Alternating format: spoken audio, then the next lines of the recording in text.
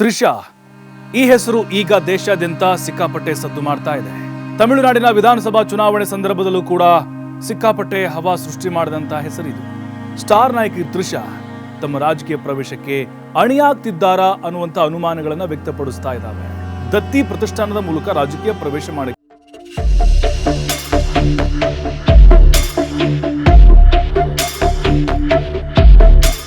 ನಮಸ್ಕಾರ, ಪ್ರಭು ಈಗಲ್ಲೈಗೆ ಸ್ವಾಗತ. ತ್ರಿಷಾ ಈ ಹೆಸರು ಈಗ ದೇಶಾದ್ಯಂತ ಸಿಕ್ಕಾಪಟ್ಟೆ ಸದ್ದು ಮಾಡ್ತಾ ಇದೆ. ತಮಿಳುನಾಡಿನ ವಿಧಾನಸಭಾ ಚುನಾವಣೆ ಸಂದರ್ಭದಲ್ಲೂ ಕೂಡ ಸಿಕ್ಕಾಪಟ್ಟೆ ಹವಾ ಸೃಷ್ಟಿ ಮಾಡಿದಂತ ಹೆಸರಿದು. ಇವತ್ತು ಕೂಡ ನಾವು ಗಮನಿಸಿದ್ವಿ, ಉದಯನಿಧಿ ಸ್ಟಾಲಿನ್ ಕೂಡ ಇವರ ವಿಚಾರಕ್ಕೇನೆ ಅರೆಸ್ಟ್ ಆದ್ರು. ಅಷ್ಟು ಪವರ್ಫುಲ್ ಆದ್ರೆ ಹಾಗಾದ್ರೆ ತ್ರಿಷಾ ಯಾಕೆ ಈ ರೀತಿಯಾದಂತಹ ಬೆಳವಣಿಗೆ ತಮಿಳುನಾಡಲ್ಲಿ ನಡೀತಾ ಇದೆ?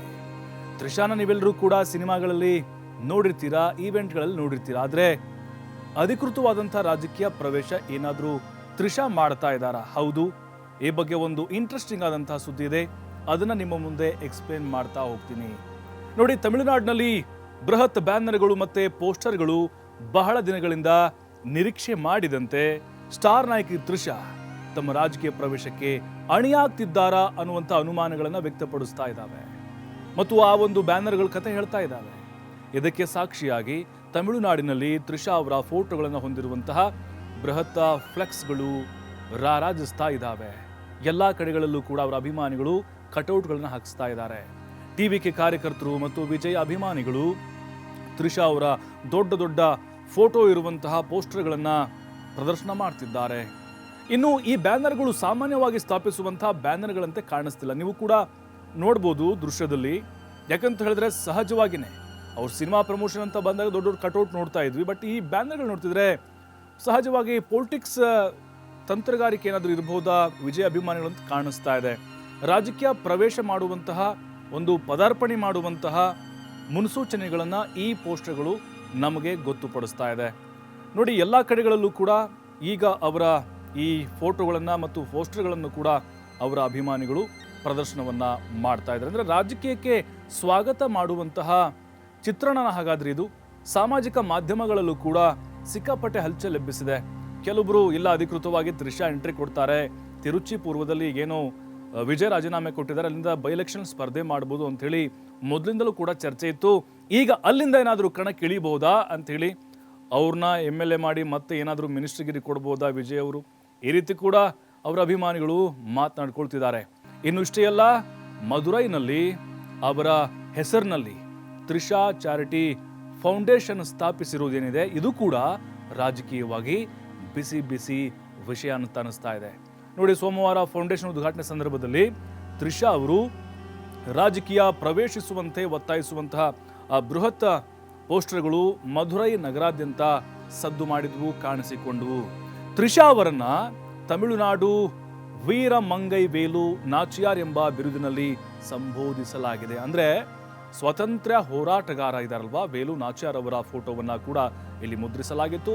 ತಮಿಳುನಾಡು ಸಂಘಗಳ ಇತಿಹಾಸದಲ್ಲಿ ತಮ್ಮ ಪ್ರೀತಿಯ ಸಹೋದರಿ ತ್ರಿಷಾ ಹೆಸರಿನಲ್ಲಿ ರಚನೆಯಾದಂತಹ ಒಂದು ಮೊದಲ ಮಾನ್ಯತೆ ಪಡೆದಂತಹ ಸಂಘ ಇದಾಗಿದೆ ಅಂತೇಳಿ ಅವರ ಅಭಿಮಾನಿಗಳು ಉಲ್ಲೇಖವನ್ನ ಮಾಡಿಕೊಂಡಿದ್ದಾರೆ. ಇದು ಗಮನಾರ್ಹ ಕೂಡ ಆಗಿದೆ. ಯಾವುದೇ ರಾಜಕೀಯ ಪಕ್ಷದ ಆರಂಭಕ್ಕೆ ಮೊದಲ ಸ್ಥಾನ ಮಧುರೈ ನಗರ ಆಗುತ್ತೆ. ಅದು ಸಾಕಷ್ಟು ರಾಜಕಾರಣಿಗಳು ತಮಿಳುನಾಡಲ್ಲಿ ನೋಡ್ತೀವಿ.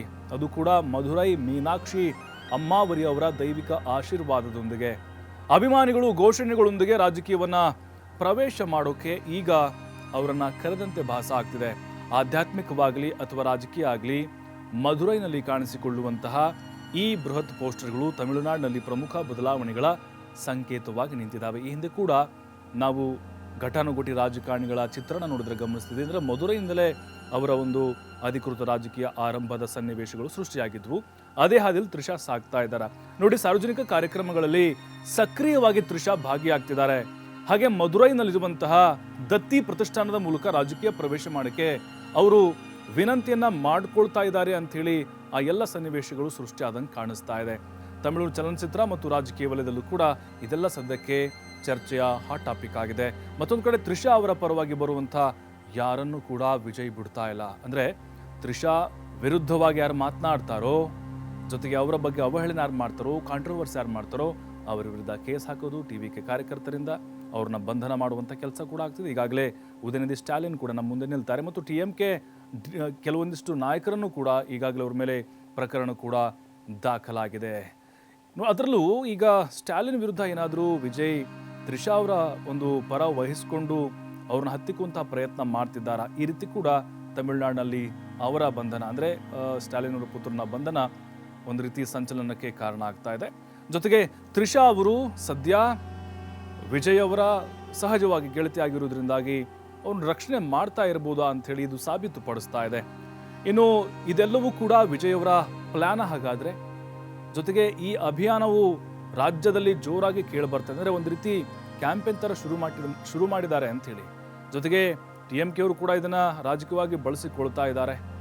ಇನ್ನು ಈಗ ಕೆಲವೊಂದಿಷ್ಟು ಬಲ್ಲ ಮೂಲಗಳ ಮಾಹಿತಿ ಪ್ರಕಾರ ತಿರುಚಿ ಪೂರ್ವದಿಂದ ಸ್ಪರ್ಧೆ ಮಾಡಲಾಗುತ್ತೆ ಅಂತ ಹೇಳಲಾಗ್ತಾ ಇದೆ. ಅವ್ರಿಗೂ ಕೂಡ ಈಗ ಆಫರ್ಗಳನ್ನು ಮಾಡ್ತಿದ್ದಾರಂತೆ ವಿಜಯ್ ಅವರು. ಶಾಸಕರಾಗಿ ಗೆದ್ದ ನಂತರ ವಿಜಯ್ ಏನಿದ್ದಾರೆ ತ್ರಿಷಾ ಅವ್ರನ್ನ ಸಂಪುಟಕ್ಕೆ ಸೇರ್ಪಡೆ ಮಾಡಿಕೊಳ್ತಾರಾ ಅನ್ನುವಂಥ ಮಾತು ಕೂಡ ಕೇಳಿ ಬರ್ತಾ ಇದೆ. ಇನ್ನು ತ್ರಿಷಾ ಅವರ ರಾಜಕೀಯ ಪ್ರವೇಶದ ಬಗ್ಗೆ ಹಿಂದೆ ಬಲವಾದಂಥ ಕೆಲವೊಂದಿಷ್ಟು ವರದಿಗಳು ಕೂಡ ಬಂದಿದ್ವು. ಬಟ್ ಇನ್ನೂ ಕೂಡ ಅವ್ರು ಯಾವುದೇ ಸ್ಪಷ್ಟನೆ ಕೊಟ್ಟಿಲ್ಲ. ಇದಲ್ಲದೆ ವಿಜಯ್ ರಾಜೀನಾಮೆ ಕೊಟ್ಟಂತಹ ಸ್ಥಳದಲ್ಲಿ IPS ಅಧಿಕಾರಿಯೊಬ್ಬರು ಸ್ಪರ್ಧೆ ಮಾಡ್ತಾರೆ ಅನ್ನುವಂಥ ಒಂದು ಪ್ರಚಾರ ಕೂಡ ಭರದಿಂದ ಆದರೆ ಇತ್ತೀಚಿನ ಬೆಳವಣಿಗೆ ನೋಡಿದ್ರೆ ತ್ರಿಷಾ ಅವರ ರಾಜಕೀಯ ಪ್ರವೇಶಕ್ಕಾಗಿ ವಿಜಯ್ ಇದನ್ನೆಲ್ಲ ಮಾಡ್ತಿದ್ದಾರೆ ಅನ್ನೋ ಸುದ್ದಿ ಪ್ರಾರಂಭ ಆಗಿದೆ. ಮತ್ತು ಅಂತಹ ಪ್ರಚಾರ ನಡೀತಿರುವಾಗ ತ್ರಿಷಾ ನಿಜವಾಗಿಯೂ ರಾಜಕೀಯ ಪ್ರವೇಶ ಮಾಡ್ತಾರಾ ಇಲ್ವಾ ಎಂಬುದನ್ನು ನಾವು ಕಾದು ನೋಡಬೇಕಾಗಿದೆ. ಫೈನಲಿ ತ್ರಿಷಾ ರಾಜಕೀಯಕ್ಕೆ ಎಂಟ್ರಿ ಕೊಟ್ಟರೆ ಅದು ಬೇರೆದೇ ಸ್ವರೂಪ ತೆಗೆದುಕೊಳ್ಳುತ್ತೆ. ಆಲ್ರೆಡಿ ಕಾಂಟ್ರವರ್ಸಿ ಹುಟ್ಕೊಂಡಿದೆ ಅವರ ಸಂಬಂಧದ ವಿಚಾರದಲ್ಲಿ. ಈಗ ಉದಯನಿಧಿ ಸ್ಟಾಲಿನ್ ಅವರು ಕೂಡ ಪೊಲೀಸರು ವಶಕ್ಕೆ ಪಡೆದಿರೋದು, ಅದ ಮೇಲೆ ಕೋರ್ಟ್ ಕೂಡ ಅವ್ರನ್ನ ಬಿಡು ಅಂತ ಹೇಳಿದ್ದನ್ನು ನೋಡ್ತಿದ್ರೆ ಖಂಡಿತ ವಿಜಯ್ ಅವರಿಗೆ ತ್ರಿಷಾ ವರವಾಗ್ತಾರಾ ಅಥವಾ ಶಾಪವಾಗ್ತಾರಾ? ಮುಂದಿನ ದಿನಗಳಲ್ಲಿ ಅದೆಲ್ಲದಕ್ಕೂ ಕೂಡ ಉತ್ತರ ಸಿಗುತ್ತೆ. ಇದು ಇವತ್ತಿನ ಈಗಲೇ ನೋಡ್ತಾ ಇರಿ TV5, ಇದು ವಾಸ್ತವದ ಪ್ರತಿರೂಪ.